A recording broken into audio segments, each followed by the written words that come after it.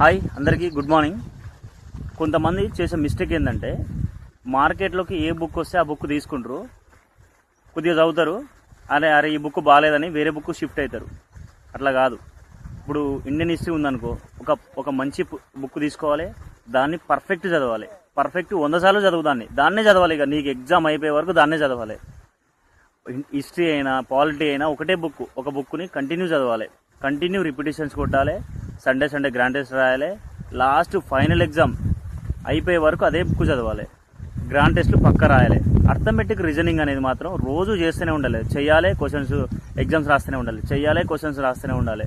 అప్పుడు నీకు ఆ భయం పోతుంది. అర్థమెటిక్ రీజనింగ్ అనే భయం పోతుంది.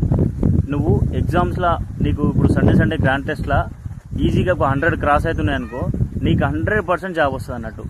ఒక 60-70 అట్లా వస్తున్నాయి అనుకో, నువ్వు కష్టపడ్డావు అనుకో పక్క నీకు జాబ్ వస్తుంది. నీకు ఇప్పుడే కొంతమంది అప్పుడే కోచింగ్ పోతారు. కోచింగ్ పోయి నీకు ఎగ్జామ్స్ రాస్తుంటే నాకు మార్కులు రావట్లేవు అంటే నువ్వు ఇప్పుడే కొత్తగా వచ్చినావు కదా, నీకేం కొంచెం రావడానికి టైం పడుతుంది.